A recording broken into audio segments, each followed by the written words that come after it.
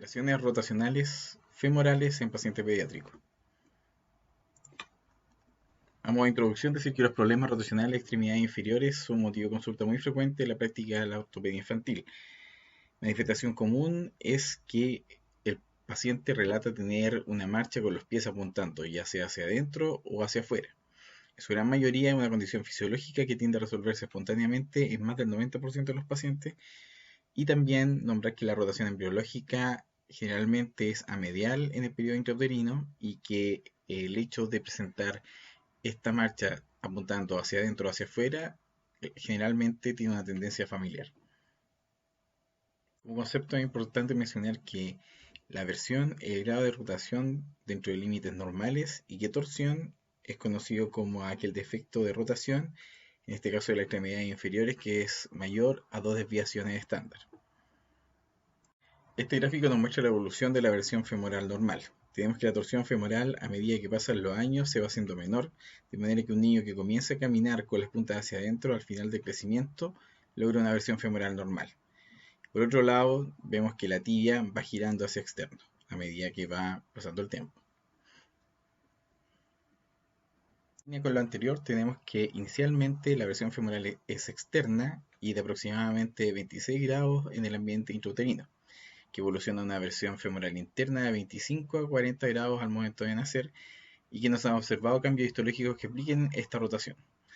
La mayor parte de las torsiones corresponden a factores mecánicos intrauterinos y las características genéticas pueden llevar a una mayor rotación neonatal o a una persistencia de esta misma en el tiempo. Con respecto a la evaluación clínica, es importante recabar una historia clínica completa que abarque antecedentes tanto del embarazo como del parto, evolución postnatal, hitos del desarrollo psicomotor e inicio de la marcha. Esto nos va a orientar a causas tanto de tipo genético, neurológico o neuromuscular. También es importante recabar antecedentes de tipo familiar que nos dé luces con respecto a algún tipo de patología hereditaria que pueda ser causante de esta alteración, como el raquitismo familiar y displasia esquelética. También es importante recabar antecedentes con respecto a displasia de cadera, que sabemos se presenta como una anteversión aumentada y persistente del cuello del fémur. Y ser muy acuciosos con respecto al examen físico, que parte desde la inspección general. Respecto a las causas de estudio, tenemos que la torsión femoral externa o retrotorsión del cuello femoral puede ser una consecuencia de una epifisiolisis femoral, que es una disyunción no traumática del cartílago de crecimiento proximal del fémur, en la que el cuello se separa de la epífisis manifestándose por dolor, claudicación e impotencia funcional, y que generalmente ocurre entre los 10 a 16 años. También la torsión femoral externa puede ser como una causa de pinzamiento femoroacetabular, que se puede manifestar así como dolor y también presencia de artrosis de cadera. Tenemos también que la torsión femoral interna o antetorsión femoral puede darse en un contexto de un síndrome de mal alineamiento miserable, que es una antetorsión femoral asociada a una torsión tibial externa o de forma separada que genera una alteración en el eje de tracción del cuádriceps, llevando a una disfunción femoropatelar que se manifiesta comúnmente como dolor, chasquido, bloqueo o incluso luxación de la rótula. También hay que considerar que cuando hay artrosis femoropatelar hay mayor torsión femoral interna, pero esto no constituye generalmente una asociación causa-efecto. Con respecto a la evaluación clínica, es importante recabar una historia clínica completa que abarque antecedentes tanto del embarazo como del parto, evolución postnatal, hitos del desarrollo psicomotor e inicio de la marcha. Esto nos va a orientar a causas tanto de tipo genético, neurológico o neuromuscular.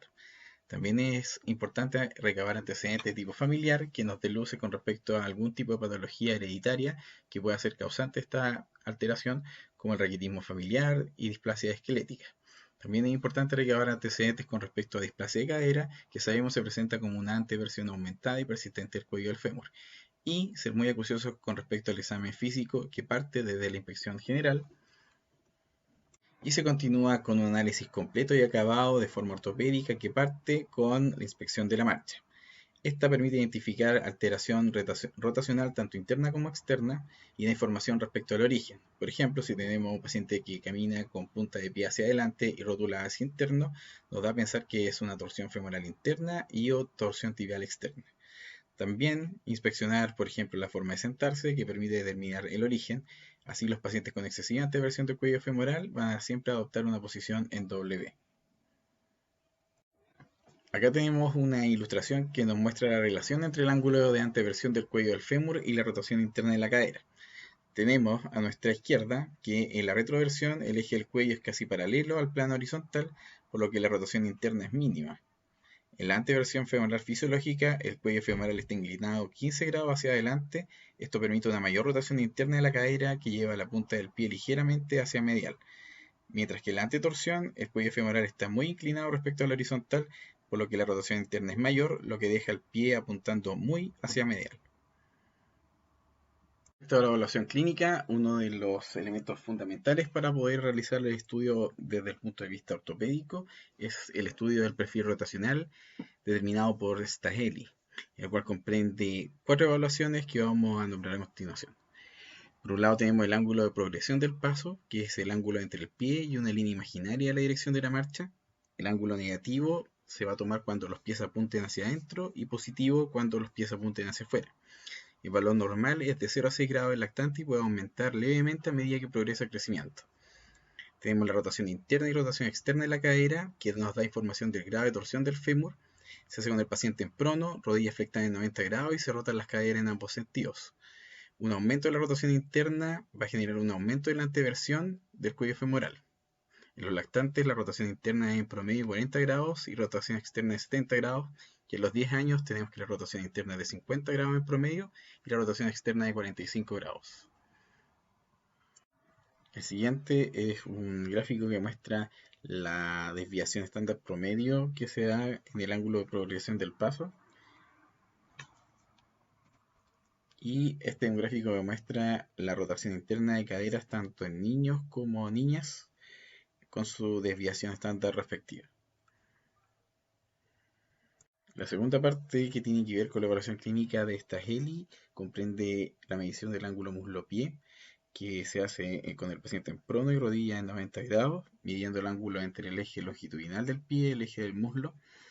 Y tenemos la forma de pie y el ángulo bisector del talón, que se realiza con el paciente en prono y se evalúa la forma del pie, tomando en consideración que un valor normal o la forma normal es cuando el borde externo del pie es recto. Con respecto al ángulo muslo-pie, en los lactantes y niños menores tiene un ángulo de menos 5 grados, o sea, 5 grados de rotación interna, y que va cambiando paulatinamente a través del tiempo, llegando a una rotación externa de 10 grados a la edad de 8 años. Con respecto a la forma del pie y el ángulo bisector del talón, tenemos que se traza una línea imaginaria que divide el talón en una mitad externa y una mitad interna. Esta línea, proyectada hacia la punta del pie, debería caer en el segundo ortejo. Si caen los ortejos más externos, entonces podemos hablar de un metatarsoaducto que se va haciendo cada vez más lateral a medida que aumenta la gravedad del mismo. Otro examen relevante desde el punto de vista clínico para poder determinar la anteversión femoral es el Craig Test, o prueba del ángulo de prominencia trocantera. En esta prueba, la posición del paciente es en prono con la rodilla del lado de prueba flexionada a 90 grados.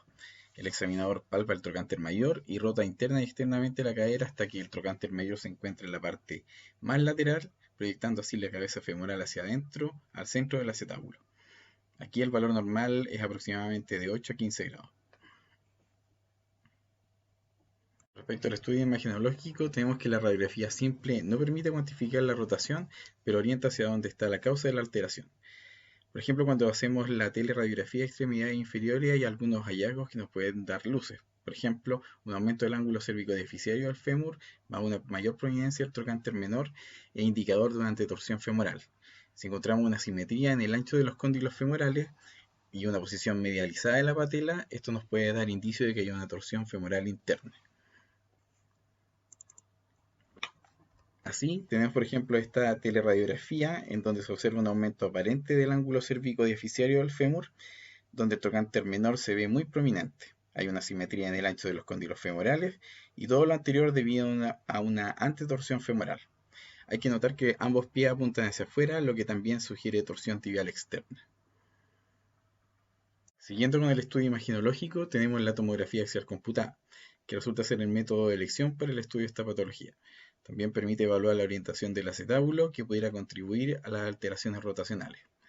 Sin embargo, hay que considerar con respecto al TAC la cantidad de radiación a la cual estaría expuesto nuestro paciente y también considerar la dispersión de datos que hay según las distintas poblaciones a las cuales se aplica el estudio, dejando así un espectro amplio de variabilidad con respecto a lo que podríamos llamar normal. Sin embargo, se ha estudiado que la antetorsión femoral en el adulto, no así en el paciente pediátrico, es de más o menos 15 a 20 grados. Para determinar el ángulo de antetorsión mediante el TAC, lo que hacemos es medir el ángulo que se da al intersectar una línea que pasa por la cara posterior de ambos cóndilos y otra línea que pasa por el centro de la cabeza femoral y el centro de la diáfisis a nivel del trocánter menor. Por otro lado, tenemos el estudio con resonancia nuclear magnética, que es bastante exacto y sin exposición a radiación, pero por lo general requiere sedación o anestesia en niños menores, es de mayor costo y toma más tiempo. Además, hay algunos estudios que han demostrado que muestran mayores errores en medición con respecto al TAC. Con respecto a las torsiones femorales, tenemos que la forma más frecuente es la torsión femoral interna. Tenemos que mencionar que en el recién nacido el ángulo de anteversión del cuello femoral normal es de 40 grados y que va disminuyendo con respecto al tiempo hasta llegar a 15 grados a la edad de 8 o 9 años. En los pacientes con torsión femoral interna tenemos que clínicamente va a destacar una marcha convergente y también que al correr las rodillas parecen chocar. Es habitual en estos pacientes encontrar que se sientan en un patrón de W y que esto es consecuencia y no la causa de la anteversión. Se ha visto que con respecto a las intervenciones, el uso de zapatos al revés, el uso de órtesis, plantillas y otro tipo de intervenciones de este tipo es innecesario y no ha demostrado ningún efecto positivo con respecto a corregir esta alteración. La única forma de tratamiento es la osteotomía de rotadora femoral y también se ha visto que rara vez es una intervención que se requiera en un niño sano y que no tenga antecedentes de enfermedades neuromusculares. Junto a lo anterior y según lo indicado por Bahar en su revisión del año 2021, tenemos que la indicación de cirugía para un paciente con torsión femoral interna va a estar dado cuando cumpla los siguientes dos criterios. Uno, sea un niño mayor de 8 o 9 años con una antetorsión femoral mayor a 50 grados o una rotación interna de la cadera mayor a 80 grados, que presente una alteración en las actividades de la vida diaria, ya sea asintomática o funcionalmente. Si tenemos que el paciente, cumpliendo estos criterios, tiene una deformidad leve, esto tomando en consideración el factor respecto a la alteración de la vida diaria, preferiríamos entonces hacer una cirugía que se dilate hasta que el paciente llegue a la adolescencia y una vez cerrada la epífisis del trocánter mayor, realizar una osteotomía percutánea y una estabilización con clavo endomedular. Mientras que si tenemos un paciente que tiene una torsión demasiado severa, con respecto, repitiendo otra vez, a lo que tiene que ver con la alteración de la vida diaria, entonces la revisión de Bahar sugiere realizar una corrección a una edad menor, fijando la osteotomía con una placa y requiriendo un abordaje mayor y un periodo de recuperación más prolongado. Con respecto a la torsión femoral externa, tenemos que es una forma de torsión de presentación mucho más infrecuente y que clínicamente va a estar dada por un paciente que tiene una marcha divergente. Al examen físico podemos encontrar una limitación a la rotación interna y un aumento de la rotación externa de las caderas, y siempre es importante solicitar una evaluación por especialista porque puede ser una manifestación de alguna malformación congénita. Con respecto al tratamiento quirúrgico, que como vimos anteriormente es el tratamiento de elección para poder tratar este tipo de patología, no existe consenso con respecto a cuál tipo de osteotomía derrotadora realizar. Existen numerosas técnicas, tanto como proximales, diaficiarias y distales. Sin embargo, según lo expresado por Nelitz en su revisión del año 2018, no hay evidencia que respalde preferir un sitio de intervención con respecto a otro. Acá mostramos distintos tipos de osteotomía, de izquierda a derecha, la proximal, diaficiaria y distal, o supracondylia.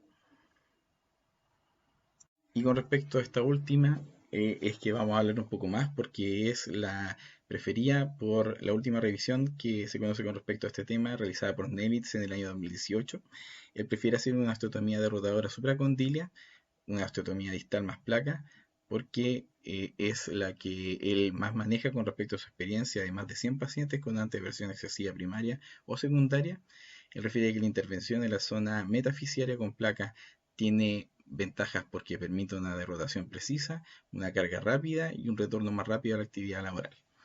Tenemos también que él cita a Dixias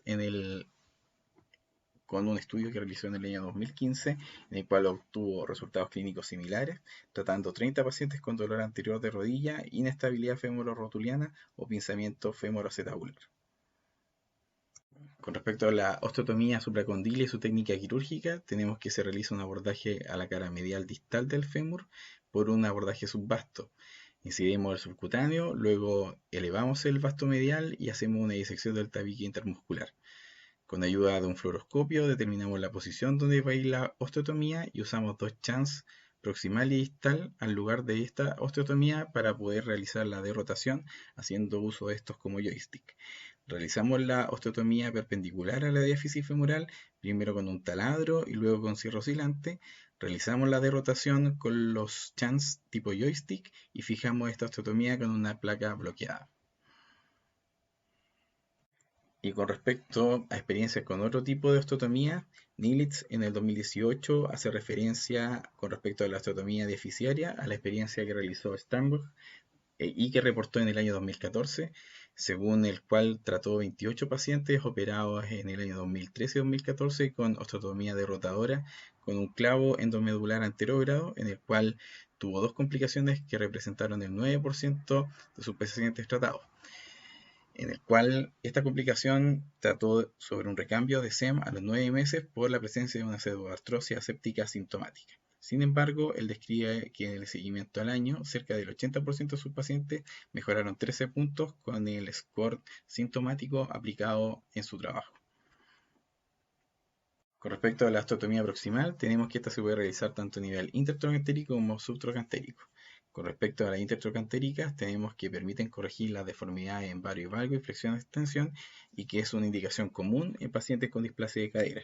Sin embargo, su indicación ha ido en desmedro en los últimos 20 años, ganando protagonismo la reorientación del acetábulo.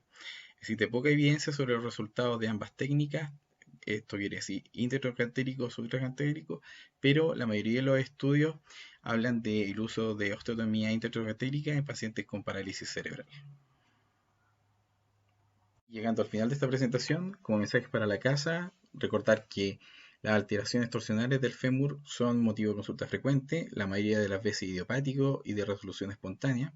Ante la consulta es fundamental realizar una anamnesia acabada, una evolución ortopédica detallada y, si es necesario, hacer el apoyo imagenológico respectivo con teleradiografía o TAC.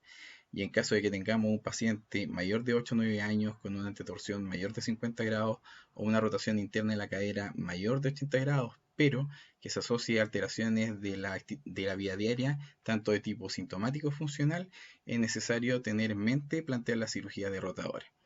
Sin embargo, también es importante considerar otras alteraciones asociadas a esta alteración de la torsión femoral, que también sea necesario poder corregir para contribuir al manejo del cuadro clínico general de nuestro paciente. Gracias.